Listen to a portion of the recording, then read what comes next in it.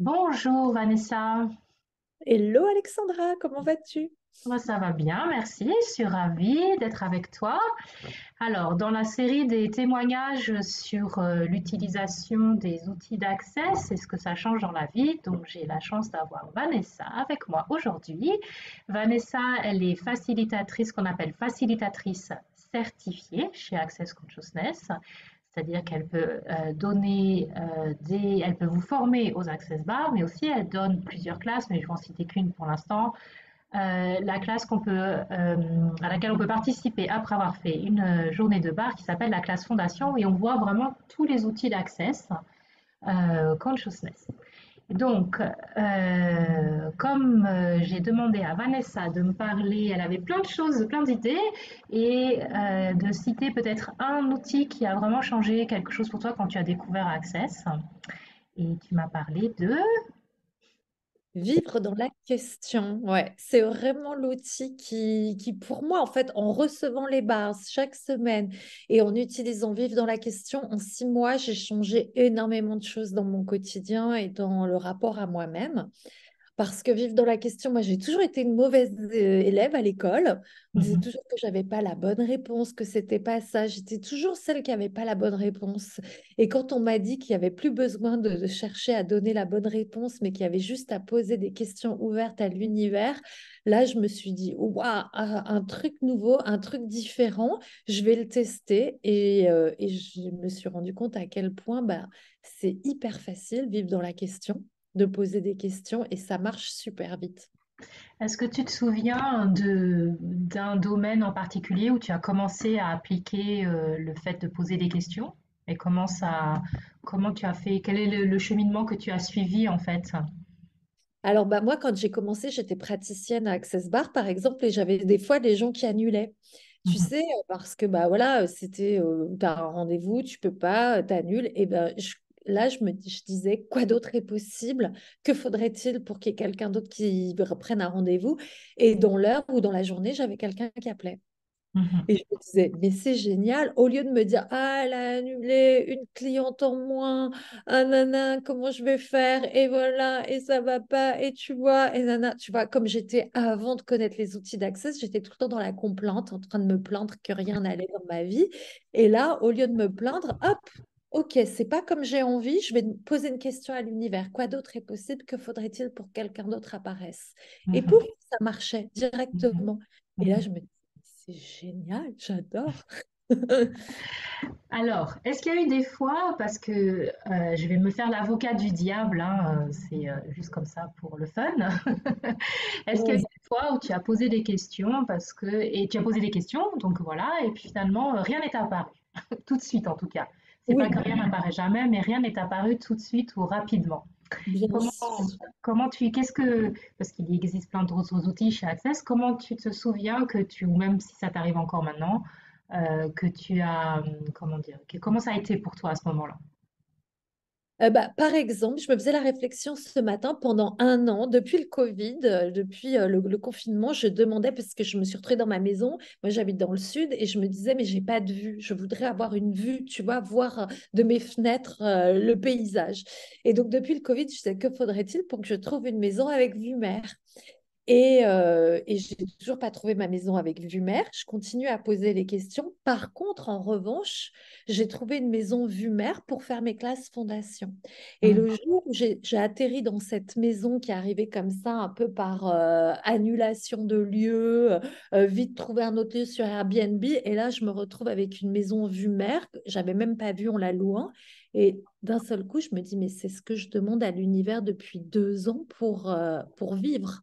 mhm, Donc, les changements et les questions, des fois, les réponses à nos questions n'arrivent jamais de la façon dont on s'y attend.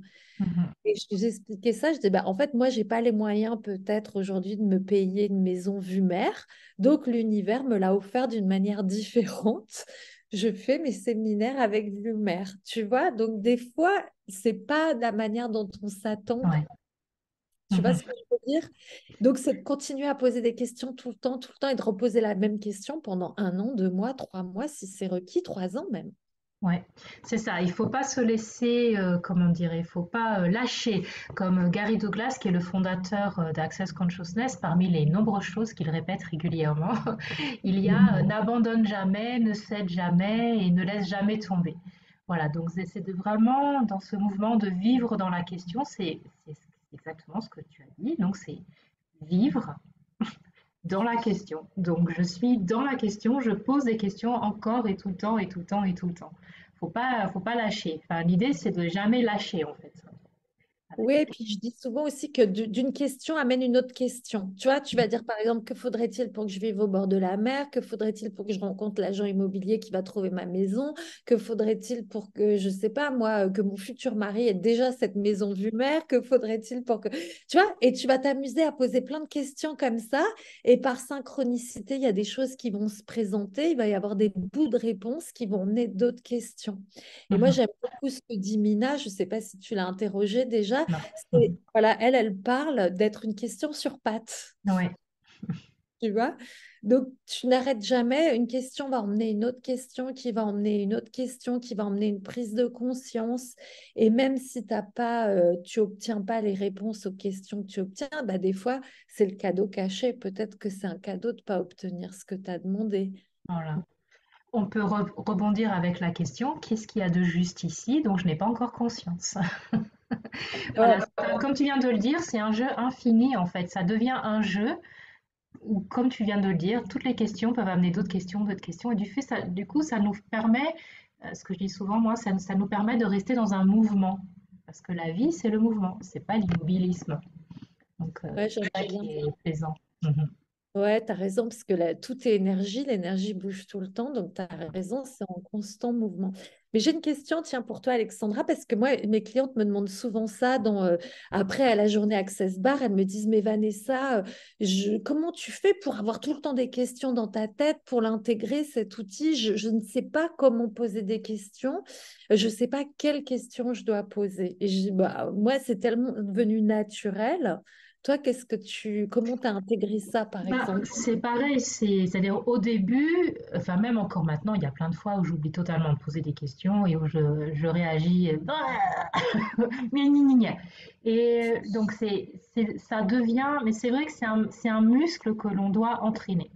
Donc moi, ce que je suggère, c'est de commencer avec les questions qui sont données dans le manuel de barre, qui sont, comme tu l'as cité en premier, comment ça devient encore mieux que ça? Quoi d'autre est possible? Qu'est-ce que c'est qui en a? Est-ce que je peux le changer? Si oui ou si non. Donc, du coup, on s'entraîne en fait à rester dans une dynamique. Après, si tu participes à la classe fondation, tu vas avoir toute une liste de questions dans le manuel que tu peux utiliser. C'est vraiment une question d'entraînement, c'est-à-dire que pour devenir effectivement une question sur pattes ou vivre dans la question, c'est de l'entraînement et en ce qui me concerne, c'est quelque chose que je dois toujours continuer, enfin, comment je dois faire formuler ma phrase là, où je dois toujours continuer à m'entraîner en fait, parce que comme j'ai dit, il y a des fois, j'oublie complètement de poser la question. Enfin, je suis d'abord dans la réaction avant de me dire, tiens, et si je posais plutôt une question pour sortir de la réaction et du jugement. Donc, mais les outils d'Access, c'est des outils. Il faut s'entraîner à les pratiquer. C'est-à-dire que on n'est pas forcément tout de suite doué pour utiliser le marteau et le clou sans se taper le doigt à côté en même temps. Voilà. Hmm. Donc, c'est pareil avec les questions, je dirais. Mm.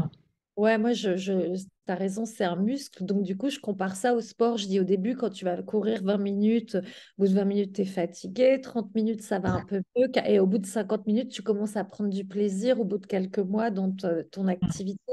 C'est un peu pareil avec ces outils-là. Au début, tu es là, putain, comment j'intègre ça à ma vie? J'ai oublié de le mettre. Ah. Et puis, petit à petit, ça devient un jeu et un plaisir surtout. Ouais. Enfin, moi, j'adore ça. Parce que c'est des années de conditionnement, comme tu as dit toi au début, tu as raconté que tu n'avais jamais la bonne réponse.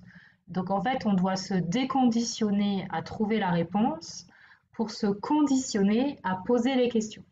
Donc Yes. c'est un changement d'habitude. Donc ça prend parfois il y a des habitudes qui sont faciles à changer et d'autres qui sont plus difficiles, qui demandent plus de pratique, d'entraînement, etc. À changer. Voilà, voilà. Je crois que là, on a donné un bon On a petit donné de la matière. mode d'emploi. Un bon Voilà. mode d'emploi. Donc, on va s'arrêter là. Je mettrai ton site internet en dessous dans la description de la vidéo. Et donc, je rappelle que tu es facilitatrice certifiée. Donc, tu peux donner les classes barres, les classes fondations, aussi la classe La joie du business, voilà, qui est dédiée plus particulièrement voilà, sur le business. Et que tu es à Marseille, mais que tu te déplaces partout où on t'invite et où on a envie de bénéficier de ton énergie. Exactement. Voilà. Ouais, j'adore me déplacer. Donc, ouais, ouais. Ouais. Merci beaucoup, Vanessa. Et à toi, Salut. Alexandra. Belle journée.